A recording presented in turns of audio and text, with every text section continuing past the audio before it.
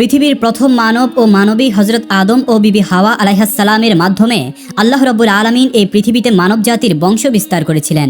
মানব বংশ বিস্তারের প্রক্রিয়াটি ছিল এই যে হজরত হাওয়া আলাইহাসসালাম প্রতি বছর 2টি করে যমজ সন্তান প্রসব করতেন। সেই সন্তানদের একটি হতো পুরুষ এবং অপরটি হতো নারী। হজরত আদম ও বিবি হাওয়ার প্রথম জোড়ার পুরুষ সন্তানটির নাম রাখা হয়েছিল কাবিল এবং কন্যা সন্তানের নাম রাখা হয়েছিল আকলিমা। দ্বিতীয় জোড়ার পুরুষ সন্তানটির নাম রাখা হয়েছিল হাবিল এবং কন্যা সন্তানের নাম রাখা হয়েছিল গাজা। কাবিলের সাথে জন্মগ্রহণকারিণী বোন আকলিমা ছিল অত্যন্ত রূপসী সুন্দরী। আল্লাহ রাব্বুল আলামিন তাকে সীমাহীন রূপ সৌন্দর্য দান করেছিলেন। পক্ষান্তরে হাবিলের সাথে জন্মগ্রহণ করা কন্যা সন্তান গাজা তেমন রূপবতী ছিল না। আল্লাহ রাব্বুল আলামিন তাকে তেমন রূপ সৌন্দর্য দেননি। এভাবেই প্রতি বছর বিবি হাওয়া আলাইহাসসালাম যমজ সন্তান জন্মদান করতে লাগলেন এবং মানবের বংশ বিস্তার হয়ে চলল। তাদের প্রথম 2 জোড়া সন্তানগুলি যখন বিয়ের বয়সে উপনীত হলেন তখন আল্লাহ রাব্বুল আলামিন একটি বিশেষ নির্দেশ নিয়ে জিবরাইল আলাইহিসসালামকে আদম আলাইহিসসালামের কাছে প্রেরণ করলেন। হযরত জিবরাইল আলাইহিসসালাম আদম আলাইহিসসালামের কাছে উপস্থিত হয়ে বললেন, হে আল্লাহর নবী আদম, আপনার প্রথম 2 জোড়া পুত্র কন্যাদের বিবাহের বয়স হয়েছে। আল্লাহ রাব্বুল আলামিনের উদ্দেশ্য হলো মানবের বংশ বিস্তার করা, অতএব আপনি তাদের মাঝে বিবাহ সংগঠিত করুন। তবে এই ক্ষেত্রে আল্লাহ রাব্বুল আলামিনের নির্দেশ ছিল একই জোড়া পুত্র ও কন্যার মধ্যে বিবাহ সংগঠিত হতে পারবে না, বরং এক জোড়ের পুত্রের সাথে অপর জোড়ের কন্যার বিবাহ হবে। সাবধান যাতে কোনোভাবেই এক জোড়ের পুত্র কন্যাদের মাঝে বিবাহ সংগঠিত না হয়। এই বলে হযরত জিবরাইল আলাইহিসসালাম বিদায় গ্রহণ করলেন। আল্লাহ রাব্বুল আলামিনের পক্ষ থেকে নির্দেশ লাভ করে হযরত আদম আলাইহিসসালাম তার 2 পুত্র হাবিল ও কাবিলকে ডাকলেন এবং তাদেরকে বললেন, হে বৎস, আল্লাহ রাব্বুল আলামিনের পক্ষ থেকে একটি বিশেষ নির্দেশ এসেছে। তোমাদের বিবাহের বয়স হয়েছে আর আল্লাহ রাব্বুল আলামিনের উদ্দেশ্য হলো মানবের বংশ বিস্তার করা, অতএব আমি তোমাদের মাঝে বিবাহ সংগঠিত করে দিতে চাই।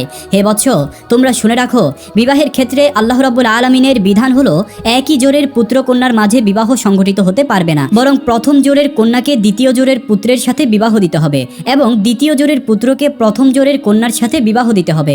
সুতরাং কাবিল বিবাহ করবে গাজাকে এবং হাবিল বিবাহ করবে আকলিমাকে। পিতার এইরূপ আদেশ শুনে হাবিল নীরব রইল, কিন্তু কাবিল প্রবল আপত্তি করে বসল এবং সে প্রতিবাদের সুরে বলে উঠল, হে আমার পিতা, আপনি আমাদেরকে যে নির্দেশ দিচ্ছেন তা বড় অন্যায় ও ইনসাফহীন একটি নির্দেশ।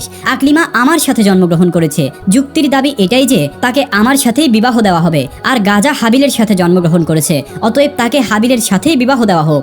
আমার বোন আকলিমা অনেক সুন্দর ও সুশ্রী, পক্ষান্তরে গাজা অনেক কুৎসিত। আমি আমার বোন আকলিমাকে ছাড়া অন্য কাউকেই বিবাহ করব না। সুতরাং হাবিল তার কুৎসিত বোন গাজাকে বিবাহ করুক আর আমি আমার সুন্দরী বোন আকলিমাকেই বিবাহ করব।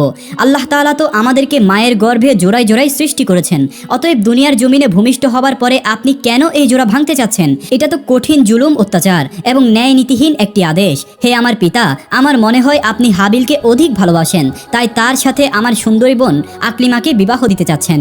তবে আমিও আমার পরিষ্কার সিদ্ধান্ত জানিয়ে দিচ্ছি, আমি হাবিলের সাথে আকলিমার বিবাহ কোনোভাবেই মেনে নিব না। যে করেই হোক আমার বোন আকলিমাকে আমিই বিবাহ করব।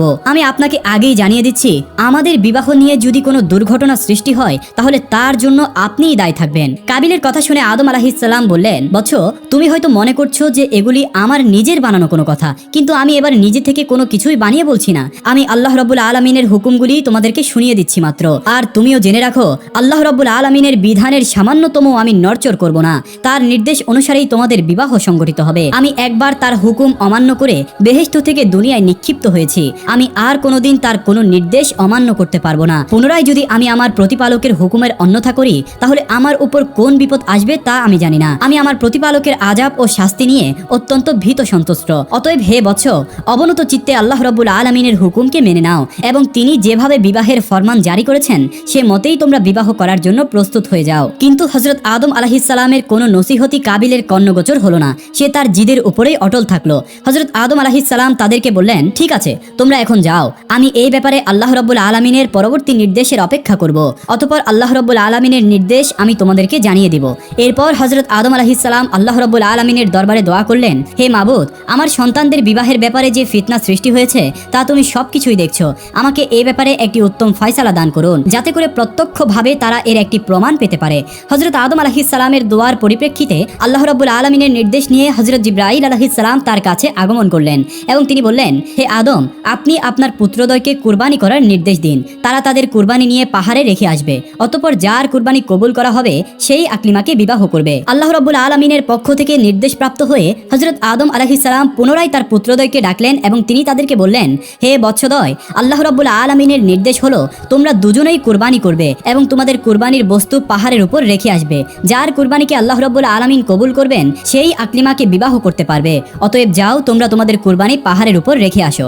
হযরত আদম আলাইহিস সালামের যুগে কুরবানির নিয়ম ছিল কুরবানির বস্তু পাহাড়ের উপর রেখে আসা হতো। আল্লাহ রাব্বুল আলামিন যার কুরবানি কবুল করতেন তার কুরবানি আগুন এসে জ্বালিয়ে দিত। আর এটাই ছিল আল্লাহ রাব্বুল আলামিনের কাছে কুরবানি কবুল হওয়ার নিদর্শন। পিতার নির্দেশ পেয়ে হাবিল ও কাবিল তাদের নিজ নিজ মাল থেকে কুরবানির বস্তু সংগ্রহের জন্য চলে গেল। কাবিল ছিল কৃষক, কৃষি কাজ করে শস্য উৎপন্ন করত। সুতরাং সে তার কৃষি পণ্যের মাধ্যমে কুরবানির সামগ্রী সংগ্রহের জন্য মনস্থির করল। পক্ষান্তরে হাবিল ছিল একজন মেষ পালক, সে মেষ চড়িয়েই জীবিকা উপার্জন করত। তাই সে তার মেষগুলি থেকে আল্লাহ রাব্বুল আলামিনের রাস্তায় একটিকে কুরবানির জন্য মনস্থির করলো। এক্ষেত্রে সে তার সবচাইতে উত্তম ও মোটা তাজা মেষটিকে আল্লাহ রাব্বুল আলামিনের রাস্তায় কুরবানি করার জন্য ঠিক করলো।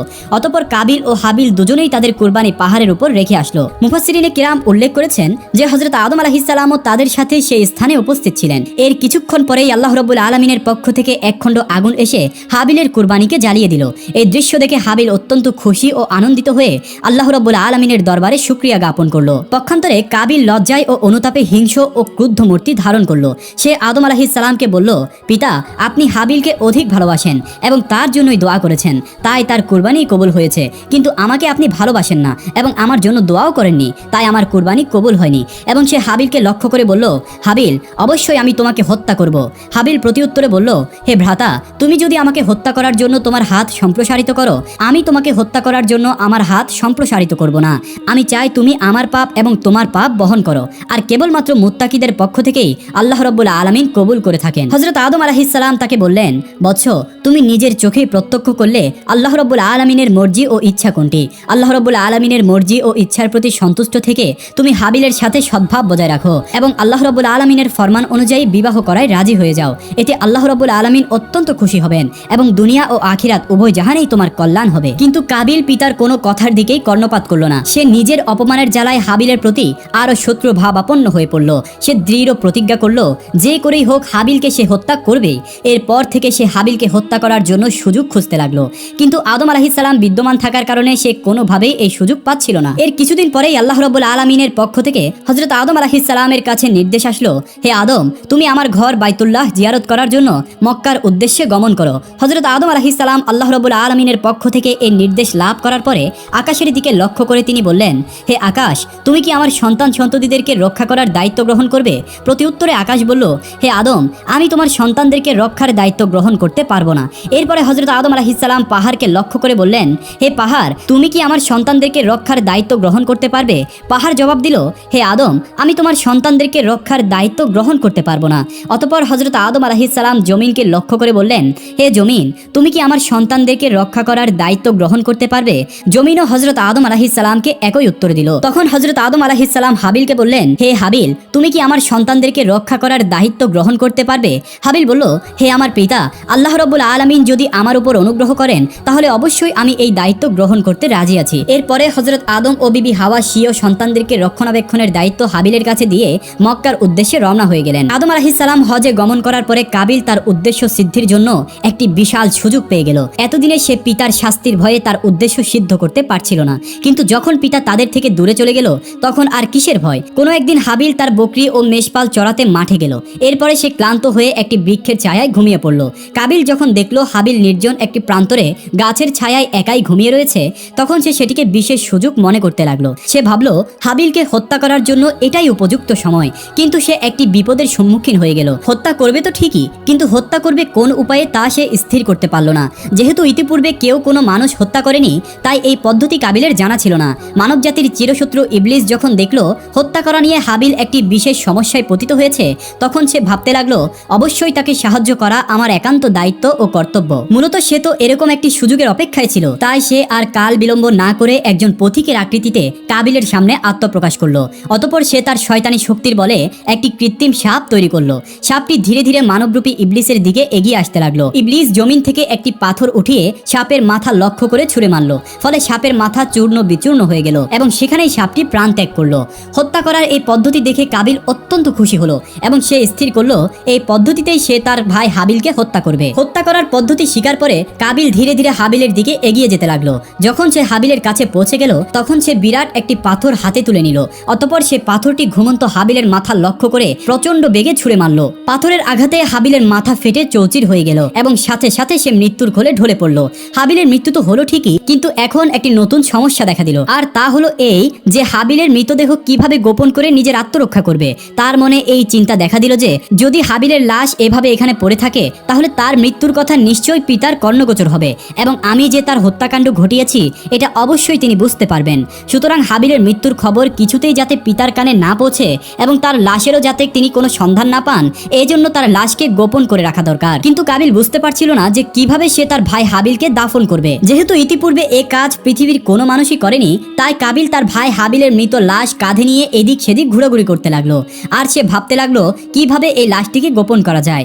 অনেক মুফাসসিরিন কেরামগণ বলেছেন কাবিল এভাবে তার ভাইয়ের লাশটিকে নিয়ে 1 বছর পর্যন্ত ঘুরেছিল। অনেকের মতে কয়েক মাস ঘুরেছিল, আবার কেউ কেউ বলেন কয়েকদিন বা কয়েক সপ্তাহ পর্যন্ত ঘুরেছিল। তবে সঠিক ব্যাপারটি আল্লাহ রাব্বুল আলামিনই ভালো জানেন।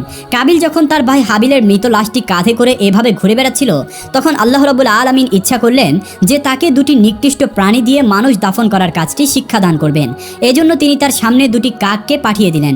কাক দুটি কাবিলের সামনে আবির্ভূত হয়ে ভীষণ মারামারি শুরু করে দিল। তারা একে অপরকে ঠোঁট দিয়ে ঠোকাতে শুরু করলো। এরপর একটি কাক অপর কাকটিকে হত্যা করলো। এরপর জীবিত কাকটি তার ঠোঁট দিয়ে একটি গর্ত খনন করলো এবং মৃত কাকটিকে সেই গর্তের মধ্যে রেখে তার উপর মাটি চাপা দিল এবং সে উড়ে চলে গেল। তাদের কাছ থেকে মানুষ দাফনের এই পদ্ধতি শিক্ষালাভ করার পরে কাবিল মনে মনে ভীষণ লজ্জিত হলো এবং সে নিজেকে এই বলে ধিক্কার দিতে লাগলো যে হায়রে, আমি এই সামান্য কাকের মতো বুদ্ধিমান নয়। একটি কাক মানুষ দাফনের যে পদ্ধতি জানে আমি সেই পদ্ধতিও জানি না। আমি এই কাকটির মতো তো হতে পারলাম না। কত নিকৃষ্ট আমি। কাকদের থেকে মানুষ দাফনের এই পদ্ধতি শিক্ষালাভ করার পরে কাবিলও তার ভাই হাবিলকে দাফন করার জন্য একটি কবর খনন করলো। অতঃপর সেই কবরে হাবিলের লাশটি রেখে তার উপর মাটি চাপা দিল। হাবিলকে দাফন করার পরে সে একেবারে নিশ্চিত হয়ে গেল এবং মনে মনে ভাবতে লাগলো যে করেই হোক এই বিপদ থেকে আমি নিষ্কৃতি লাভ করলাম। এখন আর আমাকে থামাইকে, আকলিমাকে তো আমিই বিবাহ করব। এসব ভাবতে ভাবতে সে পথ চলছিল আর অপেক্ষা করছিল কখন সে বাড়িতে গিয়ে পৌঁছবে। এমন সময় আল্লাহ রাব্বুল আলামিন জমিনকে নির্দেশ দিলেন, হে জমিন, তুমি কাবিলের দেহ হাঁটু পর্যন্ত গ্রাস করে ফেলো, তাকে নাড়াচাড়া করতে দিও না।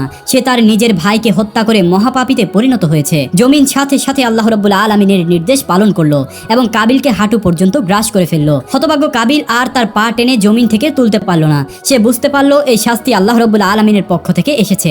এই কথা বুঝতে পেরে সে আল্লাহ রাব্বুল আলামিনের দরবারে কাকুতি মিনতি করে বলতে লাগলো, হে মাবুদ, ইবলিস তো গুনাহ করে তোমার দরবার থেকে বিতাড়িত হয়েছিল মাত্র, কিন্তু জমিন থেকে এভাবে তাকে গ্রাস করা হয়নি। আমার অপরাধ কি ইবলিসের অপরাধের চেয়েও বড় যে জমিন আমাকে এভাবে গ্রাস করে নিল?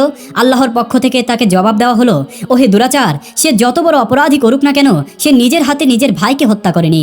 কাবিল আবার বলল, হে মাবুদ, আমার পিতা বেহেশতে অবস্থানকালে তোমার হুকুম অমান্য করে বড় গুনাহ করেছিল। তাকে তুমি শাস্তি দিয়েছ বটে, কিন্তু তাকেও তো জমিন থেকে এভাবে গ্রাস করে দাওনি। আল্লাহর তরফ থেকে জবাব আসলো, হে নিষ্ঠুর, তোমার পিতা আমার আদেশ অমান্য করে অন্যায় করেছিল নিজের প্রতি, কিন্তু তুমি এমন অপরাধ করেছো যার দ্বারা অন্যের হক নষ্ট হয়েছে। তুমি অন্যের প্রতি অবিচার করেছো, সুতরাং তোমার অপরাধ সর্বাপেক্ষা গুরুতর। এরপর আল্লাহ রাব্বুল আলামিন জমিনকে নির্দেশ দিলেন, হে জমিন, তুমি কাবিলের দেহকে তার বুক পর্যন্ত গ্রাস করে ফেলো। সাথে সাথে জমিন আল্লাহ রাব্বুল আলামিনের হুকুম পালন করলো এবং কাবিলের দেহকে বুক পর্যন্ত গ্রাস করে ফেললো।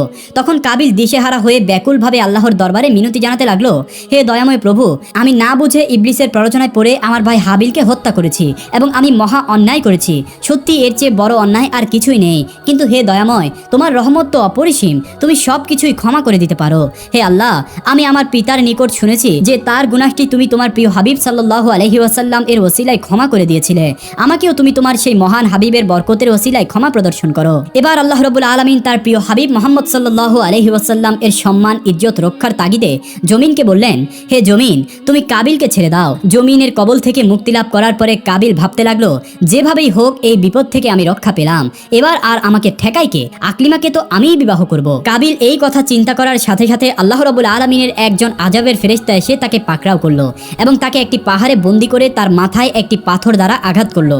আর সাথে সাথে কাবিলের মৃত্যু হয়ে গেল এবং আল্লাহ রাব্বুল আলামিন পুনরায় তাকে জীবিত করে দিলেন। পুনরায় সেই ফেরেশতা তার মাথায় পাথর দ্বারা আঘাত করলো এবং পুনরায় সে মৃত্যুবরণ করলো। বলা হয়ে থাকে কিয়ামত পর্যন্ত এই ফেরেশতা কাবিলকে এভাবেই শাস্তি দিতে থাকবে। সহিহ মুসলিম শরীফে রাসূল করিম সাল্লাল্লাহু আলাইহি ওয়াসাল্লাম এর পক্ষ থেকে একটি হাদিস বর্ণিত হয়েছে। রাসূলুল্লাহ সাল্লাল্লাহু আলাইহি ওয়াসাল্লাম বলেছেন, কিয়ামত পর্যন্ত যত অন্যায় হত্যাকাণ্ড ঘটবে সেই পাপের একটি অংশ আদম আলাইহিস সালামের পুত্র কাবিলের আমলনামায় লেখা হতে থাকবে, কেননা সেই প্রথম ব্যক্তি যে হত্যার মতো ভয়ঙ্কর এই পাপ কাজকে পৃথিবীর জমিনে চালু করেছিল। কাবিল যখন হাবিলকে হত্যা করেছিল তখন আদম আলাইহিস সালাম হজ আদায়ের জন্য মক্কা শরীফে ছিলেন। আদম আলাইহিস সালাম দেশে ফিরে এসে হাবিলের সন্ধান না পেয়ে তার সন্তানদের কাছে জিজ্ঞাসা করলেন, হে বৎস, তোমরা কি তোমাদের ভাই হাবিলের কোনো সন্ধান জানো? আমি তাকে দেখছি না কেন? আদম আলাইহিস সালামের সন্তানগণ তাকে উত্তর দিল, হে পিতা, আপনি হজ করতে যাওয়ার কিছুদিন পর থেকেই আমরা আমাদের ভাই হাবিল ও কাবিল দুজনকেই দেখছি না। আমরা তাদেরকে অনেক খোঁজাখুঁজি করেছি, কিন্তু তাদের কোনো সন্ধান পাইনি। আমরা জানি না তারা কোথায় আছে এবং কি করছে। তাদের কথা শুনে আদম আলাইহিস সালাম বুঝতে পারলেন অবশ্যই কাবিল হাবিলকে হত্যা করেছে, আর সে তো তাকে ইতিপূর্বেই হত্যার হুমকিও দিয়ে রেখেছিল। আর এই দ্বন্দ্বের একমাত্র কারণ যে তার কুপুত্র কাবিলের অন্যায় জেদি ছিল তা তিনি অবশ্য জানতেন। সুতরাং কাবিলের কারণে তার মনে খুব দুঃখ হলো না, কিন্তু হাবিলকে হারিয়ে তিনি একেবারেই শোকাকুল হয়ে পড়লেন। অতঃপর তিনি আল্লাহ রাব্বুল আলামিনের দরবারে কাঁদতে কাঁদতে প্রার্থনা করলেন, হে আল্লাহ, হাবিলকে যদি হত্যা করা হয়ে থাকে তবে তার কবর ও মৃত লাশের চিহ্নটুকু তুমি আমাকে দেখিয়ে দাও, তাতে আমি শান্তি পাবো। আদম আলাইহিস সালামের এই দোয়ার পরিপ্রেক্ষিতে আল্লাহ রাব্বুল আলামিন তাকে জানিয়ে দিলেন, হে আদম, তোমার কুপুত্র কাবিল তোমার সন্তান হাবিলকে হত্যা করেছে। এজন্য কিয়ামত পর্যন্ত তাকে এই পাপের শাস্তি ভোগ করতে হবে। এই পৃথিবীতে তোমার যত সন্তানই অন্যায়ভাবে হত্যাকাণ্ড সংঘটিত করবে, সেই হত্যাকাণ্ডের পাপের একটি অংশ তোমার কুপুত্র কাবিলের আমলনামায় লিপিবদ্ধ করা হবে। অতঃপর আল্লাহ রাব্বুল আলামিন তাকে হাবিলের মৃত্যুর জায়গা ও তার কবর সম্পর্কে জানিয়ে দিলেন। আল্লাহ রাব্বুল আলামিনের পক্ষ থেকে এই সংবাদটি জানার পরে আদম আলাইহিস সালাম সেই স্থানে গেলেন এবং তিনি কবর থেকে হাবিলের লাশটিকে উঠিয়ে দেখলেন তার মাথা চূর্ণ বিচূর্ণ করে দেওয়া হয়েছে এবং তার সারা শরীর এখনো রক্তে রঞ্জিত হয়ে রয়েছে। তখন হযরত আদম আলাইহিস সালাম হাবিলের লাশটিকে বাড়িতে নিয়ে আসলেন।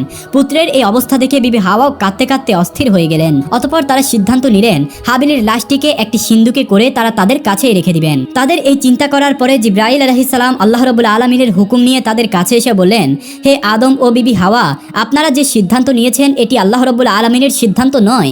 কোনো মৃত মানুষকে আপনারা আপনাদের কাছে রেখে দিতে পারেন না, বরং আল্লাহ রাব্বুল আলামিনের হুকুম হলো তাকে আপনারা উত্তম রূপে গোসল করিয়ে জমিনে পুনরায় দাফন করে দিন। জিবরাইল আলাইহিস সালামের পরামর্শে আদম আলাইহিস সালাম পুনরায় তার পুত্র হাবিলের লাশটিকে উত্তম রূপে কাফনের কাপড় পরিধান করিয়ে দাফন করে দিলেন।